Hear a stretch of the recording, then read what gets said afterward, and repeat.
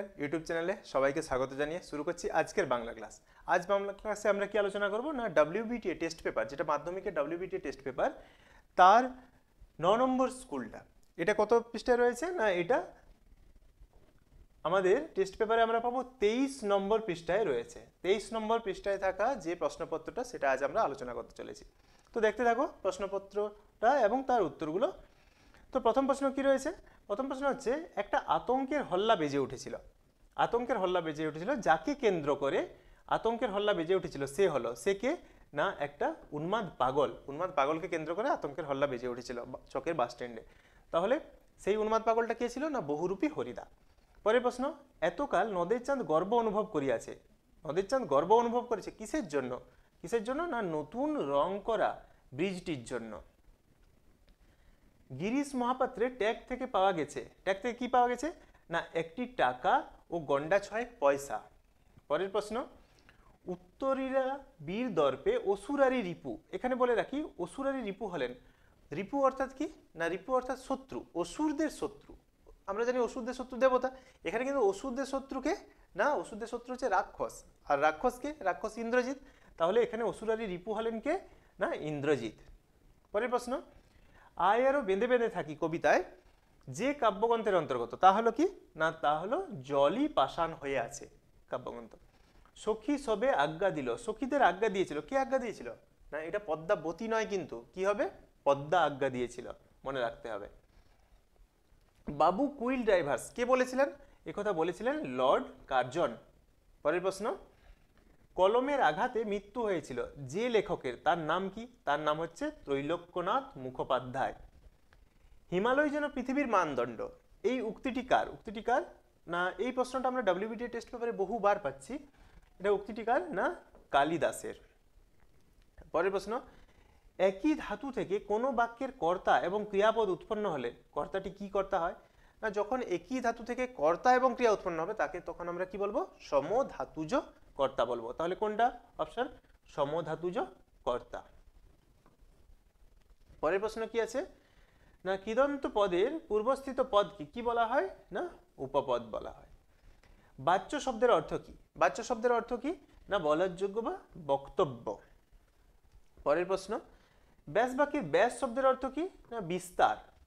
অন্ধজনে দেহ আলো যে জাতীয় বাক্য, অন্ধজনে দেহ আলো, অন্ধজনকে আলো দাও, আলো দান করো, এটা কি না এটা হচ্ছে অনুজ্ঞাবাচক বাক্য। সমস্ত পদে পূর্বপদের বিভক্তি অক্ষুণ্ণ থাকে, অর্থাৎ পূর্বপদের বিভক্তি লোপ পায় না। আমরা জানি যে পদে যে সমাসে পূর্বপদ বা পরপদের বিভক্তি লোপ পায় না তাকে আমরা কি বলি?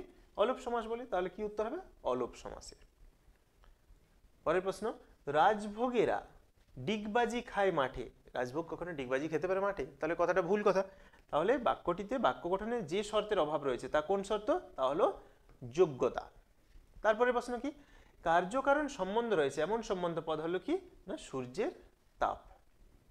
পরের প্রশ্ন, রত্নের মূল্য জহুরির কাছে, কথাটির সরলার্থ কি? কথাটির সরলার্থ কি দাঁড়াবে না, আমরা জানি কোনো রত্ন বা কোনো মূল্যবান ধাতু তার মূল্য সাধারণ মানুষ বুঝতে পারে না। কে বুঝতে পারবে না? যে সেই রত্ন নিয়ে কাজ করে, অর্থাৎ যে জহুরি, যে যেমন সোনা, সোনার অলংকার আমরা অনেক ক্ষেত্রে বুঝতে পারবো না, সোনা চিনতে পারবো না, কিন্তু সেটা কে বুঝতে পারবে? একজন স্বর্ণকার বুঝতে পারবে।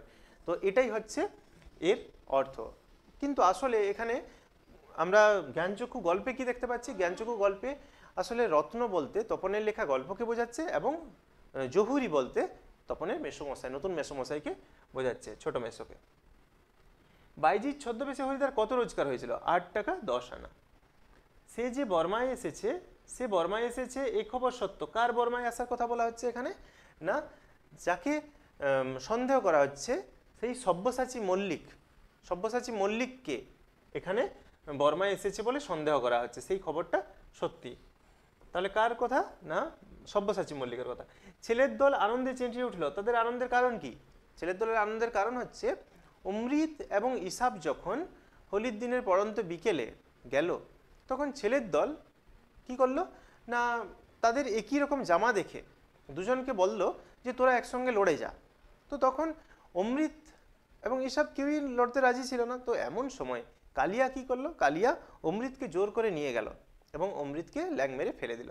তো ওই যে অমৃতকে কালিয়া ফেলে দিল, এটাতে ছেলের দলেরা চেঁচিয়ে বলে উঠলো, কি মজা কি মজা, অমৃত হেরে গেছে, কালিয়া জিতে গেছে। তাহলে তাদের আনন্দের কারণ হচ্ছে কি না, কালিয়া জিতে গেছে, অমৃত হেরে গেছে। পরের প্রশ্ন, আমি চললাম হে, বক্তা কখন কথা বলেছেন? না 4:45 প্যাসেঞ্জার ট্রেনটিকে নদের চাঁদ রওনা করিয়ে দিয়ে তিনি নতুন সহকারীকে বললেন আমি চললাম হে। তাহলে কোন সময়? না 4:45 ট্রেনটিকে রওনা করিয়ে দিয়ে। পরের প্রশ্ন কি, সব চূর্ণ হয়ে গেল। কি কি চূর্ণ হয়ে গেল? না আমরা জানি অশোকে একজন কবিতায় কথকের ঝুলন্ত বিছানা, মিষ্টি বাড়ি, ছড়ানো করতলের মতো পাতা, চিমনি, জল তরঙ্গ সব কিছু চূর্ণ হয়ে গেল, চলে গেল আগুনে। পরের প্রশ্ন কি, আয়েরও বেঁধে বেঁধে থাকি। বেঁধে বেঁধে থাকার অর্থ কি? বেঁধে বেঁধে থাকার অর্থ হচ্ছে একজোট হয়ে দলবদ্ধভাবে থাকা। বিদায় এবে দেহ বিধুমুখী। কাকে বিধুমুখী বলা হয়েছে? না ইন্দ্রজিতের স্ত্রী প্রমীলাকে এখানে বিধুমুখী বলা হচ্ছে। পঞ্চকন্যা পাইলা চেতনা, এখানে পঞ্চকন্যা কে? পঞ্চকন্যা হলেন কারা কারা? না অহল্যা, দ্রৌপদী, কুন্তী, মন্দোদরী, এই এদের কথাই এখানে বলা হচ্ছে। নিভৃত অবকাশে তুমি, তুমি কে? কি করছিল? না নিভৃত অবকাশে আফ্রিকা দুর্গমে রহস্য সংগ্রহ করছিল। তারপরে প্রশ্ন কি, বাংলায় একটা কথা আছে, বাংলার কথাটি কি? না কালি নেই কলম নেই বলে আমি মুন্সি। কালগুনে বুঝিবা আমরাও তাই। হ্যাঁ, তো এটা প্রাবন্ধিক বলছেন। তাহলে কি বাংলা কথাটা কি? কালি নেই কলম নেই বলে আমি মুন্সি। দার্শনিক তাকেই বলে। লেখক কাকে দার্শনিক বলছেন? না যিনি কানে কলম গুঁজে সারা দুনিয়া খোঁজেন, তাকেই কি বলছেন? না দার্শনিক বলছেন। হিমালয় যেন পৃথিবীর মানদণ্ড, উক্তিটি কার? উক্তিটি হলো কার? না কালিদাসের। পরের প্রশ্ন, অখ্যাত লেখকের বৈজ্ঞানিক রচনা ছাপানোর আগে সম্পাদকের কি করা উচিত? কোনো বৈজ্ঞানিক রচনা ছাপানোর আগে সম্পাদকের উচিত কোনো অভিজ্ঞ, বিজ্ঞানে অভিজ্ঞ কোনো ব্যক্তিকে দিয়ে তা কি করা? না যাচাই করে নেওয়া উচিত। পরের প্রশ্ন, ব্যাকরণ থেকে কি রয়েছে প্রশ্নগুলো? বিভক্তি ও অনুসর্গের মূল পার্থক্য কি? বিভক্তি অনুসর্গের মূল পার্থক্য কি? না বিভক্তি শব্দের সঙ্গে যুক্ত হয় এবং শব্দকে পদে পরিণত করে, শব্দের সঙ্গে যুক্তভাবে থাকে, কিন্তু অনুসর্গ শব্দের সঙ্গে যুক্তভাবে থাকে না, সে শব্দের থেকে আলাদাভাবে বসে। মহামারীতে গাঁ উজাড় হয়েছে, রেখাঙ্কিত পদটির কারক কি হবে? মহামারীতে, অর্থাৎ মহামারীর দ্বারা গাঁ উজাড় হয়েছে, তাহলে আমরা কি বলবো এখানে? করণ কারকে তে বিভক্তি। সমধাতুজ কর্ম বলতে কি বোঝো? না যখন কর্ম এবং ক্রিয়া একই ধাতু থেকে সৃষ্টি হবে তখন তাকে আমরা বলবো সমধাতুজ কর্ম। অন্য যুগ, যুগান্তর, এটি কোন সমাস? না এটি নিত্য সমাসের উদাহরণ। উপমান কর্মধারয় বলতে কি বোঝায়? না যখন সাধারণ ধর্মবাচক কোন শব্দ উপমানের সঙ্গে কি করবে? না সমাস নিষ্পন্ন করবে, তখন তাকে উপমান কর্মধারয় সমাস বলবো। বাক্য গঠনের শর্তগুলি কি কি? আমরা জানি বাক্য গঠনের 3টি শর্ত রয়েছে, যোগ্যতা, আকাঙ্ক্ষা এবং আসক্তি। পরের প্রশ্ন, মহাশয়ের কোথায় থাকা হয়? কর্তৃবাচ্যে রূপান্তরিত করতে হবে। কি না মহাশয় কোথায় থাকেন। পরের প্রশ্ন কি, রক্ষকী ভক্ষক একে জটিল বাক্যে পরিণত করো। রক্ষকী ভক্ষক কি? জটিল বাক্যে করলে আমরা জানি কি সাপেক্ষ পদ যোগ হয়, তাহলে এখানে আমরা যিনি তিনি বসাতে পারি, না যিনি রক্ষক তিনিই ভক্ষক। লাস্ট প্রশ্ন কি রয়েছে এসে কি হয়? না যৌগিক বাক্য কাকে বলে? যৌগিক বাক্য কাকে বলে? না যখন দুটো খণ্ড বাক্য কোনো অব্যয় পদ দ্বারা যুক্ত করা হয় তখন তাকে আমরা বলবো যৌগিক বাক্য।